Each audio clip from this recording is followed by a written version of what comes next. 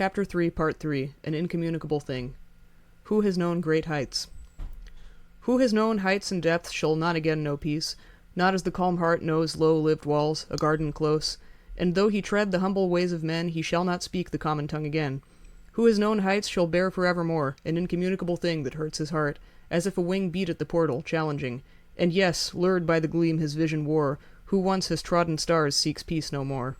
Mary Brent Whiteside, Who Has Known Heights, 1936. Within weeks after his arrest, Timothy McVeigh, much like the fictional Rambo, came to epitomize the image of a disillusioned and embittered soldier. Given their high rates of unemployment, divorce, homelessness, alcohol abuse, and seeming propensity to commit random senseless violence, the emerging profile of Gulf War veterans was a dismal one. Soon after the bombing, questions arose about whether McVeigh's military training or post-traumatic stress disorder had contributed to his act of violence, and if those same factors contributed to violent acts committed by other Gulf War veterans, an increasingly reported phenomenon. While the post-war image of the combat veteran gone berserk was a familiar one, much to the displeasure of some Gulf War vets, McVeigh quickly became a powerful and often invoked symbol for other real-life Rambos. Trauma theorists posit that the experience of trauma, isolated or ongoing, results in a radical disruption of associative pathways, linear time, and the ability to form meaning about an event. Trauma destroys identity, shatters the sense of a coherent self and continuity of oneself, and fragments the personality. Those suffering from PTSD are plagued by intrusive thoughts, panic attacks, flashbacks, insomnia, paranoia, obsessiveness, depression, and hyperarousal. Their actions and general mannerisms may seem disorganized and bizarre to others. Only days after the bombing, Dan Herbeck noted that many people who know McVeigh have said he returned from Desert Storm as a changed, more aggressive man. To both his defense team and biographers, McVeigh acknowledged that after leaving the Army, he began to experience a number of symptoms, often linked to PTSD, including confusion, depression, despair, restlessness, anxiety, irritability, insomnia, and periods of mania. His military experiences, he said, left him unable to relate to others, and because of this he felt the need to isolate himself from friends and family. Both publicly and privately, he admitted that his disenchantment became so great that he considered suicide. McVeigh occasionally spoke to his defense team about various traumas he endured, including his military training, Special Forces tryout, and in particular, the killing he saw and participated in during the Gulf War. To attorney Dick Burr, he explained that, "I was a pawn for the government, and after returning from the Gulf, I was different from most other people because I had killed someone. Once you cross the line of taking a life, you can't go back. It is hard to live in society anymore." Based on what he and others told them, the Jones team mental health experts agreed that McVeigh suffered from acute PTSD, which they suspected had began much earlier in his life, reached an irreversible climax after the war, and came to a final breaking point after the death of his grandfather. He admitted to them that he had sought help at the Buffalo VA, and after leaving the region, at VAs in other states as well, but they refused to treat him anonymously, so he gave up. He explained that, "I didn't want to be known as someone with a mental illness, and feared a PTSD diagnosis would affect future employment opportunities." Further, he believed treatment was a cop-out, the very label PTSD an excuse, and thought he should be able to deal with his turmoil himself. Mark Ham wrote that while still in Buffalo, McVeigh became engulfed by a persistent and stone-cold obsession with killing, death, and vast and gigantic conspiracy theories born of apocalyptic thinking. The atrophy and disintegration of his mind and body quickly became apparent to those who knew him. After mapping McVeigh's peculiar political and ideological journey, Ham briefly speculated about links between McVeigh's disintegrating mental health and the act of terrorism he engaged in, and suggested that both had, in part, resulted from a delayed reaction to war. He compared McVeigh to World War II veterans who, through repetitive military training, had been carefully conditioned to follow orders and trained in the art of killing, but after returning to the civilian world, retained their carefully crafted need to kill and engaged in acts of violence and aggression. Indeed, McVeigh described numerous instances after the war when his combat senses had kicked in, including throughout the planning of the bombing, the day of the bombing, and during the Perry Perp Walk. Based on recent studies at the time of his writing, Ham raised the possibility that neurological changes in the hippocampus region of the brain, caused by exposure to traumatic and uncontrollable events, in combination with his military training, may begin to explain what happened to Timothy McVeigh. Note: Ham, 1997, pointed out that the hippocampus, an area of the brain that helps to control, store, and retrieve memory, had effectively postponed emotional reactions to the intensities of combat of many Vietnam veterans. End note. Though there is no evidence to show that he was aware of it, the experiences of McVeigh's fellow cohorts paralleled his own. A number of those who shared their stories with Jones team investigators remarked that the Gulf War was the beginning of their own troubles, and revealed that they too continued to suffer from a host of symptoms commonly associated with PTSD, which began upon their return from the Gulf. The specific symptoms they named included mood swings, increased anger, memory loss, nightmares, insomnia, flashbacks, nervousness, anxiety, reclusiveness, night sweats, startle responses, and shakiness. Their stories, remarkably similar to each other, shed light not only on McVeigh's experiences, but also those of many other combat veterans, both before and after Operation Desert Storm. Since the global war on terror began, PTSD diagnosis in U.S. soldiers, sometimes deployed to current theaters of war up to 6 times, have reached epidemic levels, as have corresponding suicide rates, 22 per day according to some estimates. As soldiers of the wars in Afghanistan and Iraq continue to come home to roost, so to speak, PTSD, its relationship to military service, and antisocial and violent acts committed by combat veterans remain highly relevant. A number of recent reports and studies detail developments in new PTSD treatments and add to growing debates over soldiers' violence, their frustrated attempts to seek treatment for psychological turmoil related to their combat, along with newer controversial methods used to reverse their pain. Further, based on the military's use of operant conditioning, hyper-realistic training, and desensitization to create a killer reflex, unique sentencing guidelines for capital cases involving combat veterans have been proposed and, in the case of nonviolent crimes, enacted. McVeigh's mysterious foot flu. Shortly after the Gulf War ended, news outlets began reporting on the rapidly increasing number of Gulf War veterans who said they were experiencing a physical illness often described as a persistent flu, dubbed Gulf War Syndrome, or GWS. Some claimed this flu had begun while they were still in the Gulf. The most commonly cited symptoms included chronic joint, muscle, and other pain, headaches, extreme fatigue, diarrhea and other digestive maladies, ulcers, sore gums, brittle teeth, loss of teeth, sinus infections, respiratory difficulties, nosebleeds, hair loss, recurring rashes, cancerous growths including warts and other skin disorders, insomnia, confusion, depression, mood swings, dizziness, persistent nightmares, memory loss, blackouts, as well as higher rates of miscarriages and birth defects. While the cause of the epidemic, whose actual existence was disputed, remained unknown, a number of suspects emerged. Included were chemical and biological warfare vaccines and treatments, actual exposure to nerve agents, anti-nerve agents, not just their inoculants, mustard gas or the use by Americans or Iraqis or of other forms of unconventional chemical warfare, Scud missiles, infectious diseases common to the Gulf region, oil well fires, burning landfills, depleted uranium used in tanks and ammunition, pesticides, diesel fuel, and the paint used on the Bradley tanks. Veterans advocacy groups, fearing another Agent Orange situation, pressed the government to conduct further investigations into the illness and its causes. In August 1992, the Department of Veteran Affairs announced the creation of a Gulf War registry that would collect data about the health of Gulf War vets and track future changes in it. That same month, the VA in Buffalo, New York began their Gulf War registry. As noted, many, if not the majority of accounts, attribute McVeigh's failure to become a member of the Army's elite special forces, in part, to a blister on his foot. The available portion of his military medical records, not mentioned in any previous writings, reflect that, in November 1991, the month before he left the Army, he sought medical attention for, among several other issues, a deteriorating big toe. While not claiming that McVeigh received treatment for PTSD at the Buffalo VA, only that he looked into it, Herbeck and Michelle wrote that, after leaving the Army and returning home, McVeigh visited there for a foot ailment, and over the course of 2 months, beginning around December 1991, continued to receive weekly treatments for his podiatric ills. His experiences there were positive and rewarding. Herbeck and Michelle wrote, "Oddly enough, McVeigh did have one experience during this time that helped him see that not everything about the American government was bad. When a persistent and painful wart kept returning to his toe, he called the Veterans Affairs Medical Center in Buffalo and found out that he qualified for free treatment because he was a veteran, earning less than $12,000 annually. Lacking health insurance, he decided to take advantage of the government benefit. He had already spent $80 of his own money on a Lockport physician, but the laser treatment he received had failed to remove the growth, which had first appeared during the Gulf War. Each week, while an acidic cream was applied to his wart, he schmoozed the VA doctor. 'You get back from people what you feed them,' McVeigh would say.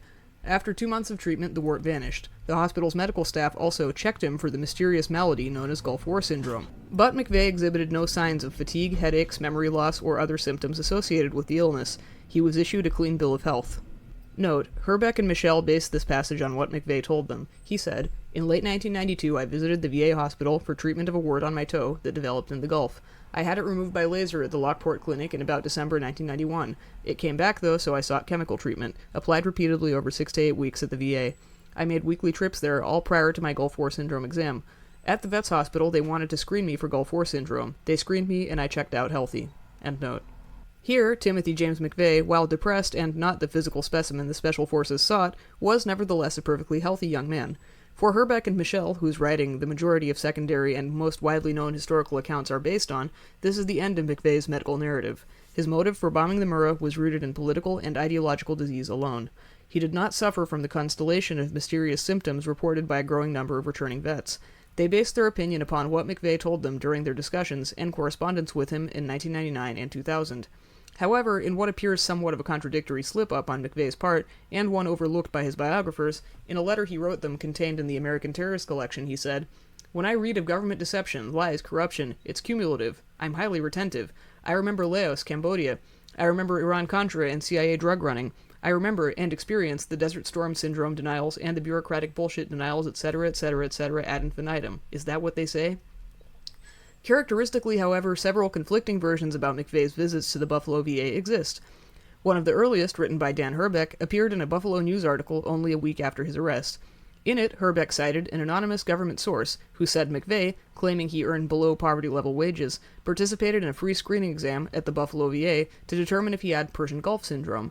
The director for the Buffalo VA's Persian Gulf Clinic, Dr. Robert Toludo, said that while he could not discuss the results of the exam, the FBI was currently reviewing McVeigh's medical records. Note: McVeigh acknowledged to the Jones team that he knew both Dr. Toludo and Dr. Finkelstein, two Buffalo area VA doctors quoted in news articles. End note. Only days later, another slightly different version of the Buffalo VA story appeared in USA Today. In this one, McVeigh, on one occasion, sought treatment for a skin rash, and while there, requested and was denied compensation for service-related Gulf War syndrome. Brendan Stickney, citing an unnamed source, repeated this story in his 1996 book, and added that the visit occurred in the spring of 1992. He opined that when McVeigh returned home, although undetected at the time, he may have been suffering from Persian Gulf War syndrome, which, by the time he left town, probably had quite a hold on him. Thus, while not elaborating on this, Stickney hints that Gulf War syndrome might have played a factor in his motive to bomb the Murrah. A third version appeared during a conversation with his defense team prior to his discussions with his biographers, at which time McVeigh said that, while at the VA for a wart, he took the Gulf War syndrome evaluation test and checked yes to all possible Gulf War syndrome-related exposures and symptoms listed on the accompanying form. In fact, McVeigh said that he mentioned his sickness to relentless debt collectors in order to get them off his back, and in the summer of 1992, shortly before leaving Buffalo, told them that he had no money and had been feeling sick since Desert Storm. He further claimed that because he had a credit card issued by the Department of Defense, they stopped bothering him. When the defense team asked McVeigh about Dr. Toludo, the VA doctor mentioned in the news reports, McVeigh told them he was a Jewish podiatrist that he saw for about 2 months and got along well with him. The fact, he said, that he got along with Toludo so well was proof of his, McVeigh's, non-supremacist character. Upon further investigation, however, the defense team noted that Toludo was not a doctor, only a counselor, and denied ever knowing McVeigh. In fact, Toludo's secretary told them that another counselor saw McVeigh at the Buffalo VA, but refused to give them the name of the doctor. Although not mentioned in the subsequent article, in his correspondence with Playboy journalist Jonathan Franklin, 6 months after his arrest, McVeigh said that he discussed Gulf War syndrome with the staff at the Buffalo VA, but that at some point he went there to retrieve his medical and service records, only to learn they had been lost. Archival records in the Jones collection reveal that a couple of months after his breakdown at his grandfather's house, and days after he resigned from the New York National Guard, McVeigh personally requested these records on at least 3 occasions. The first known request occurred on April 6, 1992, followed the next day, April 7, 1992, by a request for financial compensation for removal of plantar warts, which, not being deemed service-related, was denied. The second occurred on May 7, 1992, and the third on May 22, 1992. Although admittedly speculative, I posit that perhaps McVeigh sought the extensive medical profile that, while still in boot camp, he had told his sister he did not want to establish. Beyond Stickney's brief mention that McVeigh was physically ill upon his return from the Army, no other works, biographical, journalistic, or scholarly, have discussed this, and Stickney does not provide details about the nature of his symptoms. Furthermore, the available archival and oral records certainly suggest that he had been physically ill before, during, and after his time in the Army, as well as after his arrest. Interestingly, unknown not only to his biographers, but also to seemingly all others who have written about him, during his 3 years in the Army, McVeigh exhibited and sought medical attention on more than 70 occasions for a number of symptoms commonly associated with Gulf War syndrome. These included muscle and joint pain, bleeding gums, rapid tooth decay in almost all teeth, unexplained vomiting and diarrhea, strange moles, skin growths, blurred vision, fatigue, anxiety, ulcers, and recurring skin scales and skin tags. While many in his cohort group could not remember or did not discuss him having any physical ailments, A close friend of his, with whom he had served in the Gulf, said that after the war, McVeigh began to have unknown health problems, including stomach ulcers, a claim confirmed by his available medical records, although in them the ulcers appear prior to the war. Bill McVeigh said that when his son came home, beyond being more irritable, unreliable, distant, and unpredictable, he seemed to have a number of health problems after his return from the military. He took a lot of Pepto-Bismol for his stomach and had problems with his feet. He went to the VA hospital a lot. According to his aunt, he had terrible, terrible headaches and constant stomach problems when he returned. It got so bad I told him to go to the VA hospital and talk to them about it. I thought he needed help. Steve's mother said, "Something happened in the year after he returned from the Gulf. He was more agitated, did not appear to be getting enough sleep, complained of various physical ailments, and popped tums all the time." His co-workers at Burns, including his supervisor, noted his increasing anxiety, erratic behaviors, insomnia, and extreme weight loss. Andrea Augustine said she knew of no health problems he may have had, but was aware of his growing stress. Carl LeBron said McVeigh seemed healthy to him, other than mental issues. Others made similar observations after he left the Buffalo region. James Nichols had a lot to say about McVeigh's health, and remembered that McVeigh first mentioned he was sick during a visit in June 1992, shortly after he requested his records, and on a number of occasions in the years leading to the bombing. McVeigh continued to bring up various ailments he suffered from. James said McVeigh often complained of severe fatigue, muscular aches, his joints ached, his teeth hurt, and his gums hurt. He had no energy and was always tired. In fact, James said, McVeigh often wondered whether a secret shot he received in the Army, or Gulf War syndrome, might account for his symptoms, and on more than one occasion visited the VA in Saginaw, Michigan, to determine the causes and alleviate the symptoms. In late 1993, he saw a dentist there. Another man in Michigan who knew McVeigh for a number of years said, for some time, he suspected McVeigh was messed up by exposure to chemicals during the Gulf War, and acted stranger than usual when he returned. When McVeigh returned to Buffalo for his grandfather's funeral in November 1994, he made a 6-hour phone call to an Indiana chapter of the American Legion, a veterans advocacy organization that, among other things, lobbies in support of veteran benefits and issues involving the VA hospital system. In January 1995, McVeigh, or someone using his calling card, placed phone calls from the Bay Regional Medical Center in Columbus, Ohio. In early February 1995, he wrote his sister and told her he was having funny health problems and suspected his exposure to radioactive ammunition was to blame.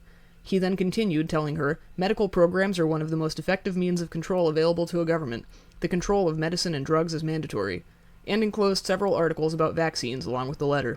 On 3 consecutive days at the end of that month, in late February 1995, McVeigh called the Prescott, Arizona Veterans Medical Center from his motel room in nearby Kingman, where Michael Fortier lived. He visited a civilian dentist in Kingman on April 4, 1995, just weeks before the bombing, and paid in cash. He told the dentist he planned to apply for a job, and felt the cavity on his front tooth was unsightly. He refused to let the dentist take an x-ray, though, claiming he could not afford it. According to the records in the Jones collection, at the time of McVeigh's arrest, Trooper Charlie Hanger found a pack of Rolaids among his possessions. A couple of years later, however, he told his biographers that Hanger found Motrin in a little Tylenol container. When Hanger asked him what the prescription was, McVeigh told him that it was from the Army hospital 2 years ago, but you can get the same thing over the counter. It's just ibuprofen, 2,400 milligrams. Jones' team mental health expert, Dr. John Smith, first met with McVeigh at El Reno Prison on June 6, 1995, weeks after his arrest. On June 18, 1995, Smith made the first of several recommendations to the court that resulted in somewhat less restrictive confinement conditions. Despite this, throughout his pretrial imprisonment, McVeigh experienced increasingly severe physical and psychological problems commonly associated with confinement and constant surveillance, which he had also displayed earlier and that had begun while in the Army. For example, nearly a year later, Smith observed some of the symptoms noted in McVeigh's military medical records. Quote, I observed striking differences in Mr. McVeigh, both physically and psychologically. His physical condition has significantly deteriorated. He is obviously deteriorating physically. During the interview, he had a spontaneous nosebleed, and said that for the last several weeks at least, he has been having episodic spontaneous nosebleeds of an undetermined cause, and he is clearly not digesting or integrating his food. His hands are red and scaly, a new development as far as his skin condition is concerned. Perhaps related to his previous extensive medical and dental history, McVeigh, soon after his arrest, displayed a consistent aversion to prison doctors and dentists, which he claimed later to his biographers was based on privacy concerns, but which in conversations with his defense team he attributed to a number of additional issues. In October 1995, he saw a doctor for a recurring skin rash on his forehead, and then just days later informed Dick Burr that he did not want to see any more doctors, the first of several such requests. Once when he came down with a cold, McVeigh refused the flu shot offered to him and explained by simply stating, no needles. In one conversation with his attorneys, he expressed concern that the prison staff was putting depressants in his food. End quote. During one of several visits to a prison dentist, this one in December 1995, when asked if he had ever had any cavities, he claimed that he had only ever had one in his entire life, but had it fixed in early 1995. He then expressed concern that the dentist would inject him with sodium pentothal. In fact, the following month, when the prison dentist refused to see him, claiming he was having problems with his machinery, he told Randy Coyne that he suspected the dentist was deceiving him. He then stressed he was in need of immediate attention, and feared that, if the dentist did not see him soon, he would lose teeth from the decay as a result. The month after this, on 2 separate occasions, he told Coyne and defense attorney Rob Nye that he thought the dentist might have placed a listening device in his tooth, but both times retracted his statement soon after making it, claiming he had been joking. His regular visits to the dentist continued along with his profound distrust of them. According to David Paul Hammer, who knew nothing of McVeigh's health records, while on death row, McVeigh continued to seek out medical treatment, but simultaneously expressed his deep distrust of doctors and the possibility that the public would learn of his health problems. He wrote that McVeigh would get sick and describe his symptoms to those close to him in order for them to inform the physician's assistant and send the prescriptions to him. About the only illness he would admit to was acid reflux, only because it was so well documented, and he was so incredibly miserable, without his antacids he couldn't tolerate it. When viewed chronologically, rather than in disparate chunks of disconnected factoids, the information presented above gives a number of McVeigh's letters and statements a deeper level of meaning than ascribed to them previously. For instance, prior to the bombing, a number of McVeigh's letters alluded to medical issues or employed medical metaphors and a language of illness, often to make political points. In his December 1991 and February 1992 editorials, written months before he first requested his records and sought compensation for Gulf War syndrome, he compared politicians to strains of bacteria that, when treated by medication, are diluted only to reemerge in a worsened form, and later suggested adopting the communist idea of state-sponsored healthcare. In her 2009 anthropological ethnographic study of Gulf War syndrome, Susie Kilshaw examined the conflicting narratives told about the phenomenon, including those put forth by governments, media, the medical establishment, and particularly Gulf War vets themselves. She argued that such an approach provided a great deal of insight into the cultural, social, and psychological dimensions of the construction of illness, as well as the ways this has influenced sufferers' understandings. Kilshaw's analysis of Gulf War syndrome ultimately concerned a larger biomedical dichotomy that depicts illnesses as either physical or psychological, rather than a combination and intertwining of natural, biological, social, cultural, and psychological factors. Of note was her observation that the idioms of distress and other culturally bound communicative expressions sick soldiers use to talk about their dilemma hints at collective social angst. Their shared bodily language allowed them to articulate their pain to others, but also acted as a form of commentary about a number of social, cultural, and political circumstances. The stories presented here, told by McVeigh, his cohorts, media, and government, not only support and add to Kilshaw's work, but also open space to recontextualize understandings of McVeigh and the Oklahoma City bombing case. Gulf War syndrome. With the exception of Lou Johnson, who said McVeigh had some funny health problems after returning from the Gulf, when questioned by the FBI and the Jones team, McVeigh's cohorts never mentioned the recurring ailments, corresponding doctors, and dentist visits noted in his military records. Similarly, there is no evidence that McVeigh knew of their ongoing issues, and if they ever discussed it with him, he seems not to have mentioned it to his attorneys, journalists who interviewed him, or biographers. However, like McVeigh, they too seemed to suffer, not only from psychological ailments after the war, but persistent physical ones as well, the details of which a good number of them did disclose to the Jones team. Many had developed strange symptoms linked to Gulf War syndrome, sometimes very similar to McVeigh's own. Their stories follow a similar pattern of other Gulf War veterans throughout the country. Lou Johnson said that ever since he got back from the desert, he had been having problems including recurring rashes and an abscessed rectal canal. At the time he spoke with the Jones team, he was undergoing Saudi syndrome evaluation and waiting on the results. James Lane and Sam Stansky also developed rashes and skin bumps, similar to poison ivy. Lane said he had bad sleep problems, had lost over 20 pounds since the war, and could not gain it back no matter what he did. Gordon Blackcloud had recurring muscle spasms, memory loss, degenerating eyesight, and his teeth were falling out. His first child miscarried, and his second died at birth with the throat pushed all the way to the side. Stansky's child was also born with severe birth defects and respiratory problems. Many of the cohorts began to suspect that not only did the government know what had caused their deteriorating health and were actively covering up and falsely denying this knowledge to avoid having to deal with it, but worse, some began to wonder if they had been used as guinea pigs, pawns in a massive government medical experiment. Lou Johnson stated that despite the government's continued denial that either the U.S. or Iraq had used chemical warfare agents, he knew they had been exposed, and thought his post-war physical problems were a side effect of this. Bob Host suspected insecticides, the fumes from oil well fires, or even nerve gas, but said the government would not confirm their exposure or provide further information about the possibility. He explained, they, the government, are afraid of Gulf War syndrome. If you're talking Gulf War syndrome, you're going to get a lot of closed mouths, because it's not just 10 men, you're talking about thousands right now. Tony Sykes said, I wondered if some of the problems were caused by the pills we were forced to take. We found out the pills were experimental, and no one was given a choice, so we were all guinea pigs for the government. Until 1993, I was led to believe that the shots and pills were classified and not to be talked about. Black Cloud said he definitely believed that exposure to something during the Gulf War had made him sick. He wondered, like many of the others, if it was the experimental vaccines and drugs, some of the stuff that blew up that came downwind during the war, his combat experience, or a combination of all of those factors. James Lane said he was concerned about the anti-nerve agent pills we were ordered to take. Likewise, Sam Stansky named anthrax shots and nerve agent pills and remarked, "I believe there was stuff used that the public is not being told about, and the government is not releasing the information. I think it's because they don't want to spend the money. I think maybe it was the pills or the shots or the chemicals that were released over there, although they still say to this day that there were no chemicals released, but I think there was. That's stuff that's not being told." For some Gulf War veterans, the story of Gulf War syndrome was a story of conspiracy, of secret chemicals and dangerous medicines. Not everyone agreed, though. Ongoing medical investigations had yet to identify a cluster of symptoms unique to Gulf War syndrome and not potentially related to other diagnoses. Further, as no causal chain, much less a singular cause for Gulf War syndrome had emerged, many scientists and commentators concluded that no physical syndrome existed at all. The lack of coherent medical explanation or identifiable organic epidemiology led dominant medical, government, and media establishments to dismiss Gulf War syndrome, often pejoratively, as a somatic, psychologically bound syndrome. It was all in their heads. In September 1992, an editorial in the Boston Globe headlined Operation Desert Wine emphasized, as many experts and commentators would over the years, that Gulf War syndrome was hatched from the minds of malingering soldiers. The physical symptoms reported by Gulf War veterans were either wholly fabricated or expressions of their psychological pathologies, manifestations of soldiers' anxieties more akin to PTSD than Vietnam-era Agent Orange complications. Some likened Gulf War syndrome to an information disease that spread not through known medical means, but as a viral meme on the internet rumor mill and exposure to other soldiers' accounts as reported by the media. The black and white mind over matter debate about Gulf War syndrome was a heated one. For skeptics and deniers, media reports that lent validity to soldiers' claims of failing health or did not attempt to debunk these claims and cut them off at the pass were to blame. Thus, Gulf War syndrome became just another conspiracy theory in a decade ripe with them.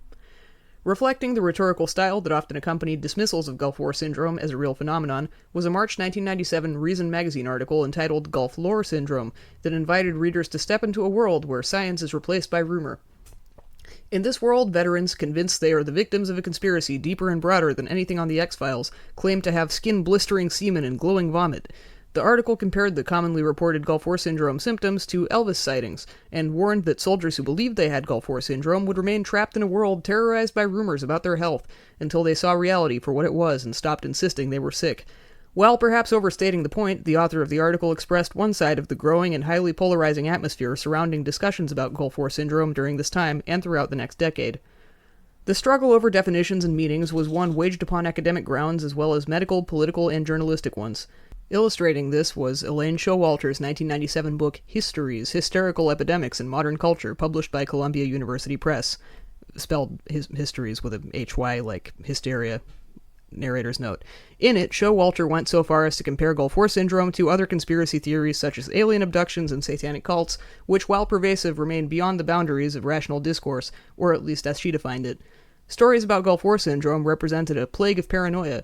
Showalter emphasized how viral rumors like those surrounding Gulf War syndrome and the above-mentioned conspiracy theories only serve to demonize, scapegoat, and erroneously ascribe particular guilty agents as the causal force behind political and psychological events and circumstances.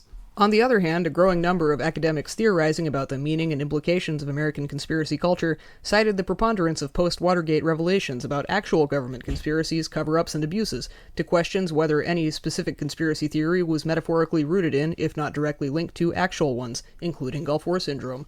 Among them was Peter Knight, who in 1999 wrote, quote, "It would come as no surprise to learn that the military is refusing to investigate properly, if not actually covering up the truth, about the appalling catalog of illnesses associated with the war in the Persian Gulf, illnesses quite conceivably caused by either careless or deliberate exposure of soldiers to unknown risk, be it pesticides, cocktails of anti-nerve gas drugs, or, in one conspiracy theory, uranium-enriched missile casings," end quote.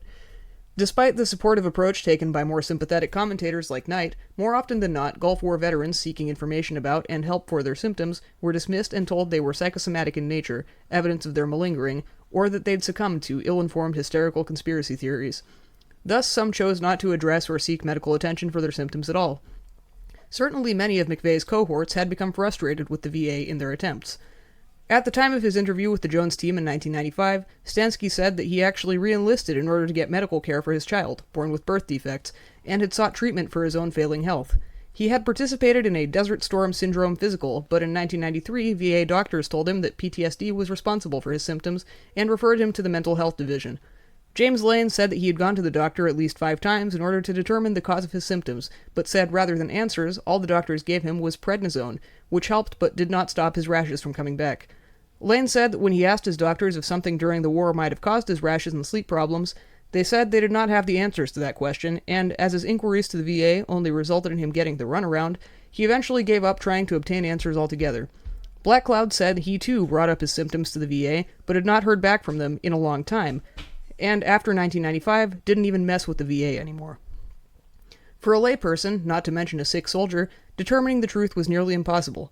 For every scientific study arguing that no evidence of an actual physical illness existed, an equal number of simultaneously conducted studies with contradictory results argued the opposite. A number of studies continued to show that Gulf War vets displayed higher rates of physical illnesses when compared to the general civilian population, and argued that detractors denied this reality simply because it did not fit into known medical models.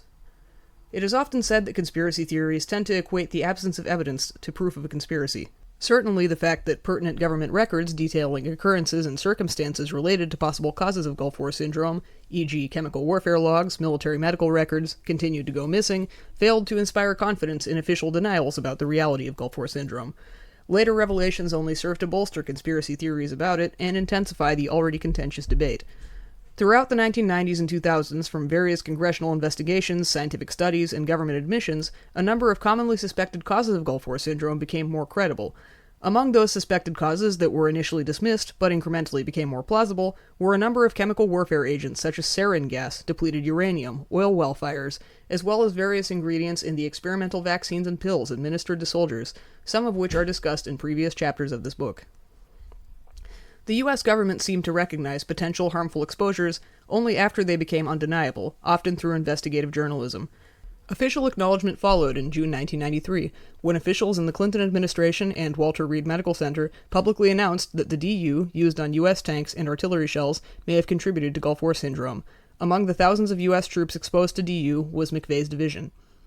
In July 2000, Lou Johnson, the only cohort to acknowledge McVeigh's deteriorating health, wrote to McVeigh, at that time on death row awaiting execution. In his letter, Johnson discussed his ongoing struggles with the Veterans Administration and said he planned to go to law school because, "I'm sick of seeing vets get fucked by the VA and the government. If not law, then teaching. Maybe I can change some of these college kids' idiot thinking."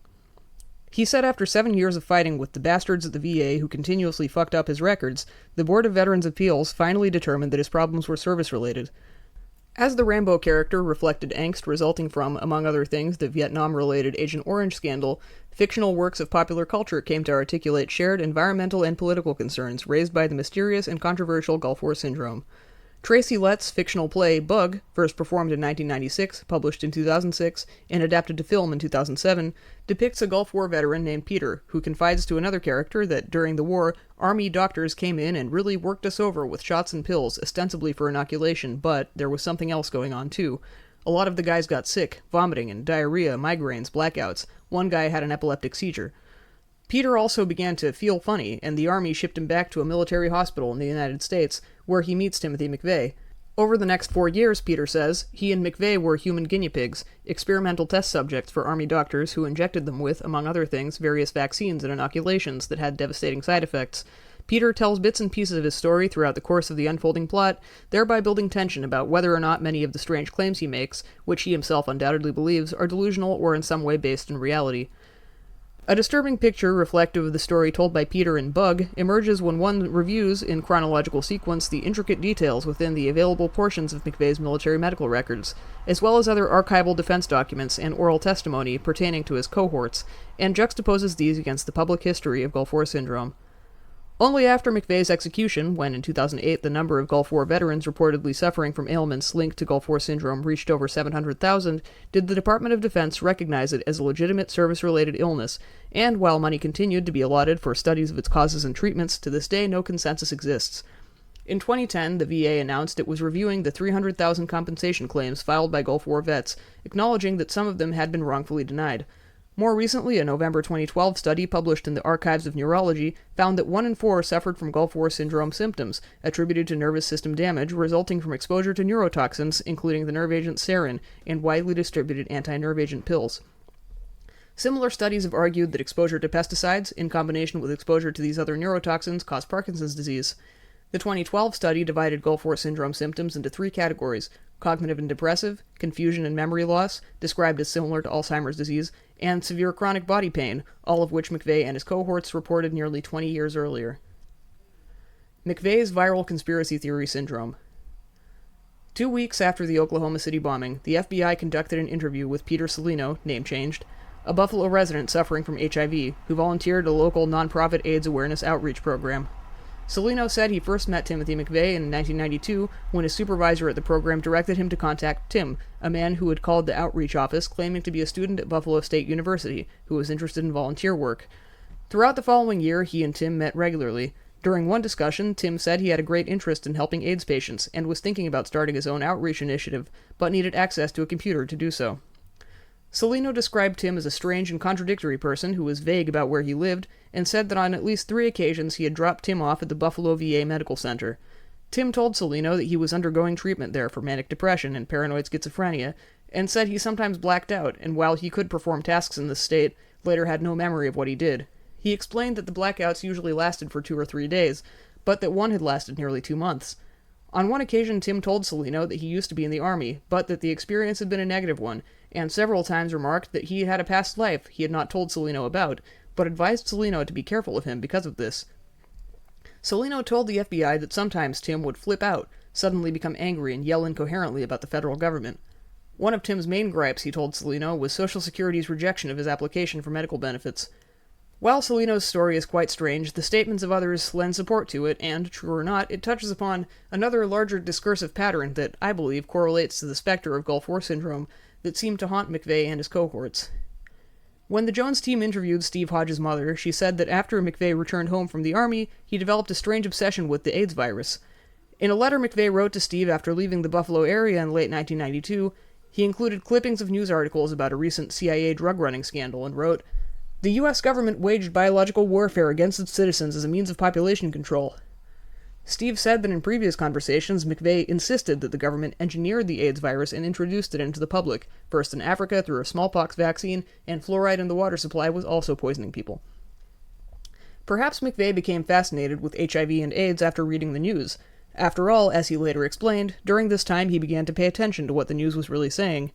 The state of New York had the highest rate of AIDS diagnoses in the country, and although some Buffalo area patients described the refusal of some doctors and dentists to treat them, local hospitals were conducting experimental trials in an attempt to find a treatment. Interestingly, local news reports said that among the symptoms displayed by those infected with the immune-weakening virus was an infection of the gums that often led to the removal of the majority or all of a patient's teeth.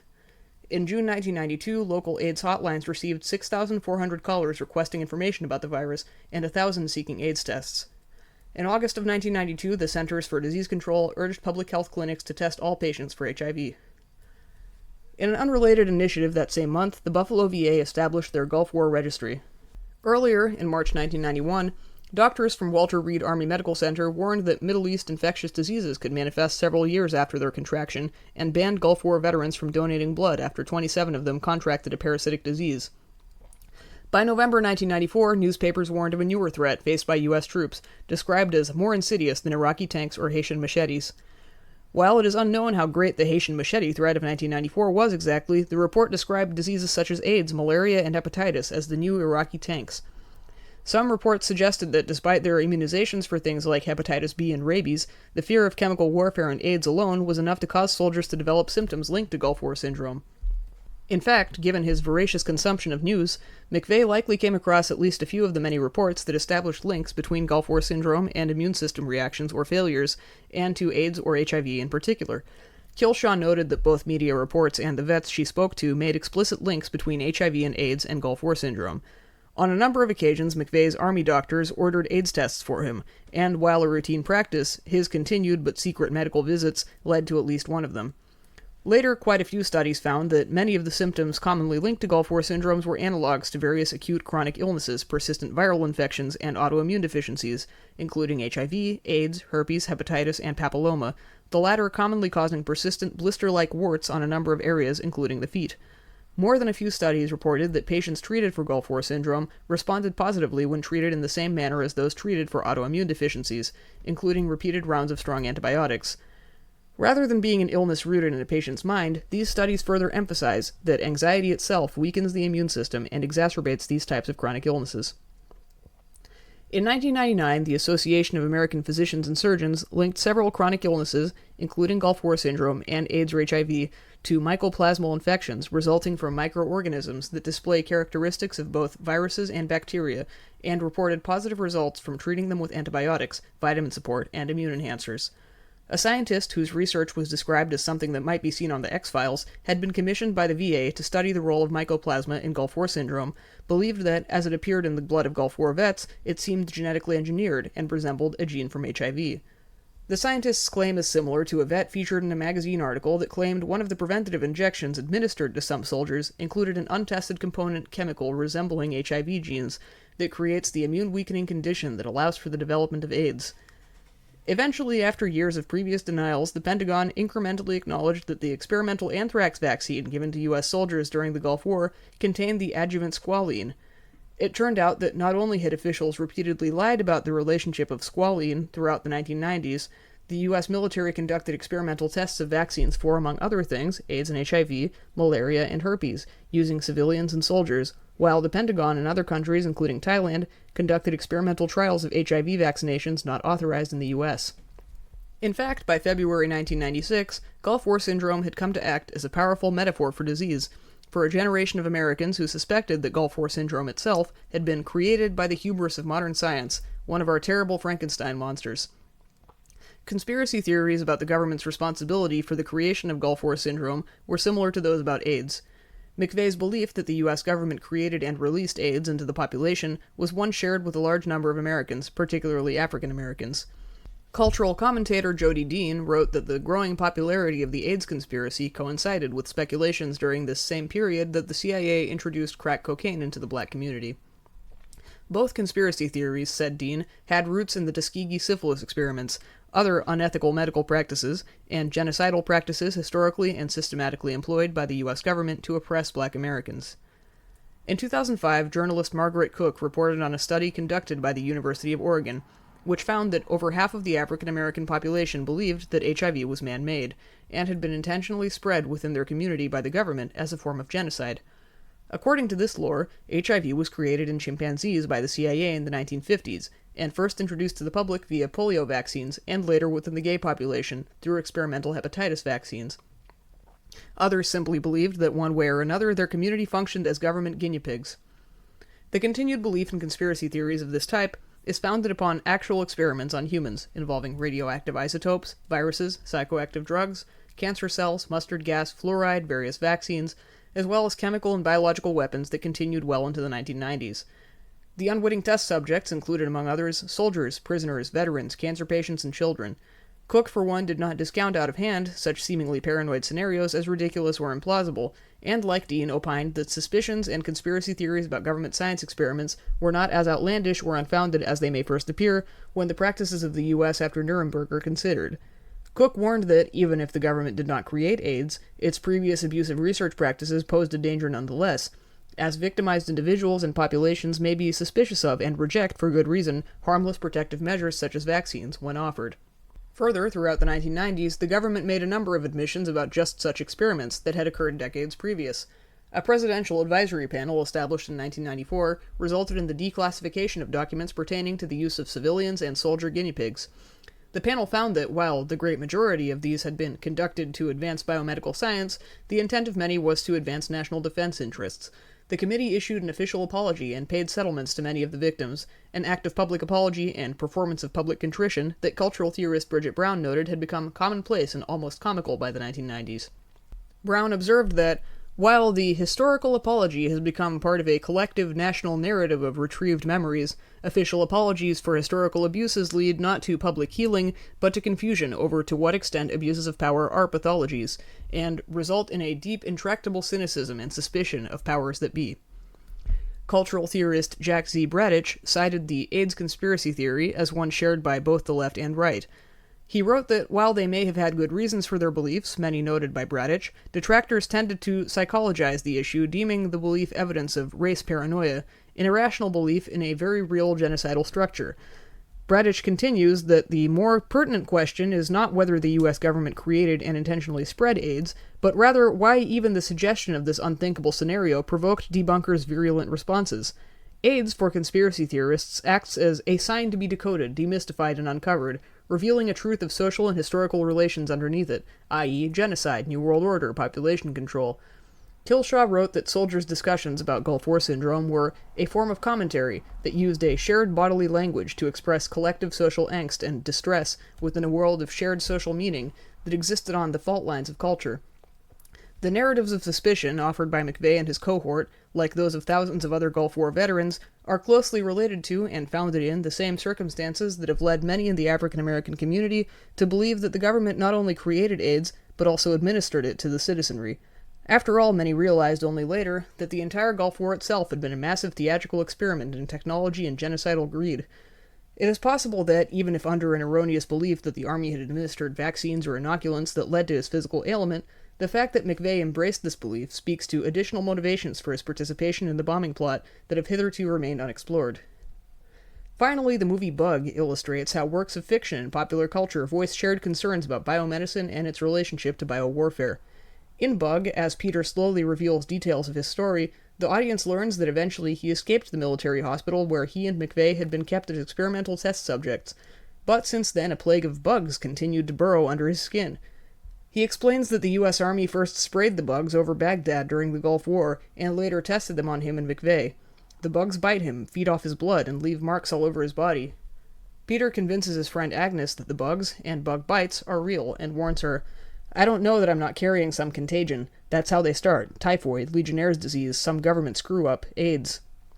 One scientist contracted by the VA to study links between mycoplasmal infections and Gulf War syndrome described the former as a stealth-like germ that burrows deep in the cells. In addition to Haitian machetes, AIDS, malaria, and hepatitis, another insidious threat that reportedly plagued troops deployed to the Gulf region included leishmaniasis, a disease caused by snails that burrow under human skin and travel to the intestines.